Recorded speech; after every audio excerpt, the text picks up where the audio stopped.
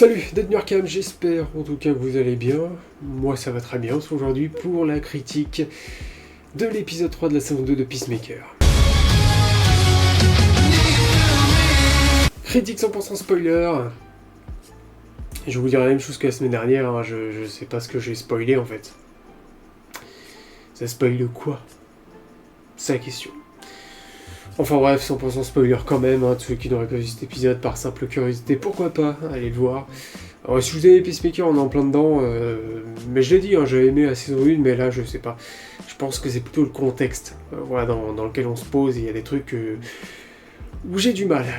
Voilà, j'ai beaucoup de mal. Pour un début d'univers, je trouve que c'est, même Créature Commandos, je trouvais que c'était bien plus solide, en tout cas pour l'instant, que ça. Créature Commando, ça pouvait être trash, ça pouvait être barré, mais ça posait quand même des choses intéressantes pour l'univers. Là, à partir du moment où tu me dis que le gars il part dans une autre dimension alors que tu viens de démarrer ton univers, il y a un putain de problème. Il y a déjà un putain de problème. Alors, où est Peacemaker là? Il est dans l'autre dimension.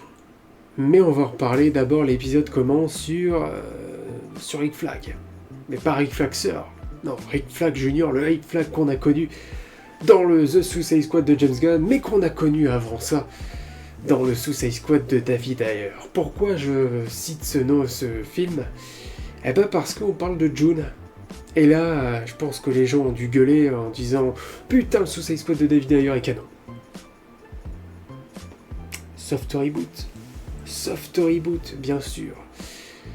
Sûrement que le Rick Flag a eu cette relation, peut-être, avec June. Je dis peut-être parce qu'il est avec Emilia Hardcore. C'est ce qu'on voit. Ça se passe 3 ans plus tôt. Mais on parle bien de June. On parle d'événements qui se sont passés il y a 10 ans, 9 ans pour être précis. 9 ans, je parle évidemment en termes chronologie, hein, bien sûr, le film est sorti en 2016. Et bon là ça fait 3 ans. Mais bon, encore une fois, soft reboot. Ils font ce qu'ils veulent. Enfin, il fait ce qu'il veut, parce que c'est James Gunn. Bref, voilà. À part ça, on va apprendre que John Economos s'est fait tirer son pantalon dans la nuit et que c'est Adrian Chase qui est parti laver son fut. Voilà. J'ai l'air condescendant quand je parle, et ça va être chiant pour certains qui peut-être apprécient la série, bien sûr. Moi, j'en ai catégoriquement marre. L'humour, ça me va plus. Ouais, il faut dire que je suis arrivé à un terme où je n'en peux plus. Mais de l'humour de merde. Attention, il y a quelques blagues parfois qui peuvent me faire rire.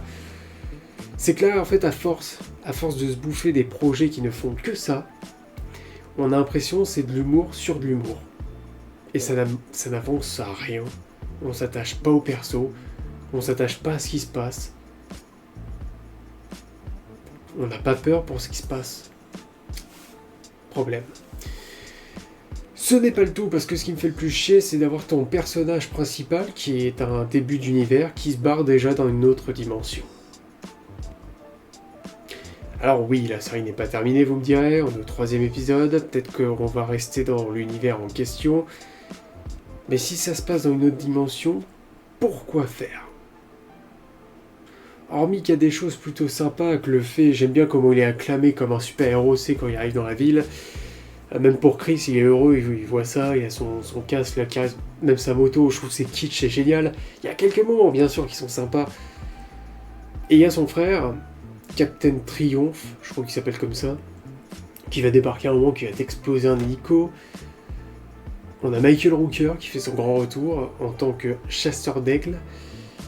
Parce que ce qui se passe dans notre dimension, à part un dialogue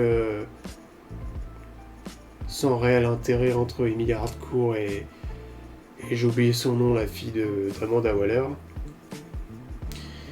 qui dit Chris avait l'air d'être énervé hier soir, je sais pas ce que tu lui as fait, qu'est-ce que tu lui as dit, et voilà. Et d'un autre côté, on a ce Michael Rooker, mais qui parle pas beaucoup, mais qui est chasseur d'aigle et qui, je pense, va aller tuer Aigloonet. Suivi de tout l'Argus, qui débarque pour Enfin, c'est la fin de l'épisode qui débarque. Ah, on est déjà à la fin? Bah oui, on est déjà à la fin. Qui débarque pour aller tuer l'aigle, qui a posé énormément de problèmes. C'est d'ailleurs l'autre là qui arrête pas de faire ses blagues à la con dans le deuxième épisode. Voilà. J'hésitais à faire cette review, je vous avoue. Voilà, il y aura peut-être la review la semaine prochaine, je suis pas sûr parce que je vais partir en vacances. Donc vous avez une review du 4e, du 5e, du 6e épisode. En même temps, je pense que ce sera mieux. Voilà. Vous savez quoi? Ouais, non, je ferai même pas la review du 4e, je pense que je ferai une review des 3 épisodes d'un coup, et je me verrai 3 épisodes d'un coup, parce que là, je vous avoue que le contenu est pauvre. Voilà, il est pauvre le contenu, j'ai rien d'autre à dire. Si, on va voir... on va revoir Rick Flag, mais le Rick Flag de cette dimension, qui lui est bel et bien vivant, mais il se comporte vraiment comme un con. Il y a une relation entre Amy Harcourt et Rick dans cette dimension. En même temps, t'as Chris qui arrive, qui lui... en fait, c'est simple, il veut être avec cette Amy Harcourt de cette dimension. Parce que pour l'instant, dans cette dimension, son père est vivant, il l'aime aussi, c'est quelque chose qu'il faut préciser, et son frère est aussi vivant. Il est acclamé par la foule, donc pour l'instant, j'ai envie de te dire, tout se passe bien. Voilà, scène post-crédit, Adrian, donc on va le voir comment il a fait pour enlever le pantalon de John Economos, je suis super content de le savoir. Voilà. C'est tout. Bref, le sondage de la semaine dernière sur l'épisode 2, je vous ferai le sondage de l'épisode 3 et vous me direz évidemment ce que vous en aurez pensé. Je vous avoue que moi j'en ai marre, ouais, j'en ai catégoriquement marre. Voilà, si ton univers est construit, si ton univers est bon, je veux bien que tu me fasses ce genre de truc. Voilà, c'est pour ça que la saison 1 de Peacemaker, j'ai bien apprécié. Moi, c'est plutôt le contexte dans lequel elle se trouve et surtout ce qu'on en fait pour l'instant. Partir dans une autre dimension, je crois pas que c'est le moment de le faire.